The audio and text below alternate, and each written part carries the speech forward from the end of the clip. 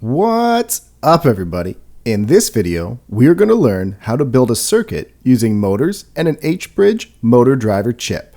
The motor driver is an integrated circuit, meaning that it is a set of electronic circuits inside a small chip.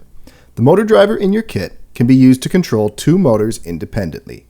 While this circuit may look a bit overwhelming, we will go through each part of the circuit to make it easier to understand. Start off by logging into Tinkercad using your course username. Select Circuits in the menu under your designs. You will see our basic setup circuit that we made in an earlier video. Hover over the circuit and click on the gear in the top right-hand corner. Select Duplicate. Click the name of our circuit in the top left corner and change the name to Motor Driver. Search the components using the keyword Motor and select the H-bridge motor driver under Other Components and place it on your breadboard. Ensure the chip sits across the Great Divide. The motor driver has 16 pins. In Tinkercad, you will see that each pin is labeled. The chip in your kit is not labeled. To locate the pins on your chip, find the notch, place it up, and count around counterclockwise. Let's look at how a motor works. We can do this by selecting a hobby gear motor and placing it on the artboard. Connect one terminal to ground and the other to power. Click Start Simulation and you will see that the gear motor is rotating. Click Stop Simulation and reverse the wires. When you start the simulation, the motor should turn the other way. If you connect both wires to either power or ground, the motor will stop. We can use the Arduino to provide either a high or low signal to control the motors. Remove the wires from the motor to the breadboard. Add a second motor to the other side of the breadboard.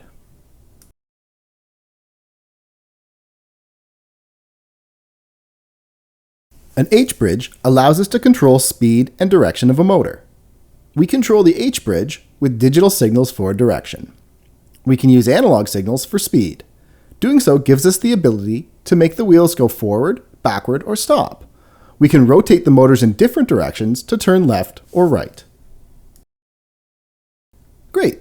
Time to build the circuit. First, connect pins 4, 5, 12, and 13 to ground. Next, connect pin 16 to power. To adequately power the motors, we will add a battery. Select a 1.5 volt battery from the components and place it on the artboard. Ensure AA batteries are selected and change the count to 4 batteries. Connect ground from the battery pack to ground on the breadboard. Next, connect power from the battery to pin 8 of the motor driver. You may have noticed that the Arduino has a pin titled VIN. This stands for voltage in. We can connect a power source, the battery, to the Arduino.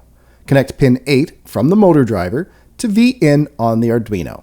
The Arduino has an onboard voltage regulator that enables it to take a higher voltage and convert it to a 5 volt signal. Now we can make our projects mobile, using batteries to power the circuit.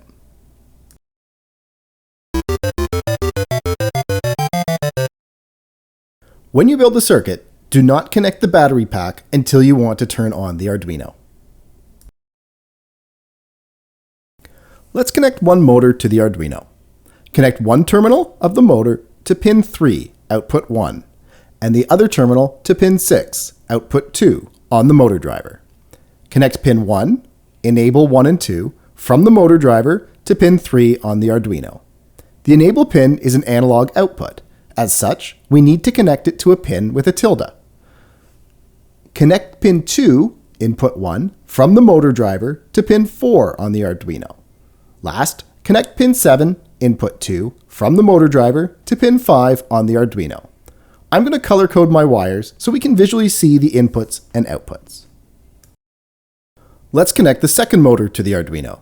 Connect one terminal of the motor to pin 11, output 3, and the other terminal to pin 14, output 4, on the motor driver. Connect pin 9, enable 3 and 4, from the motor driver to pin 6 on the Arduino. The enable pin is an analog output. As such, we need to connect it to a pin with a tilde.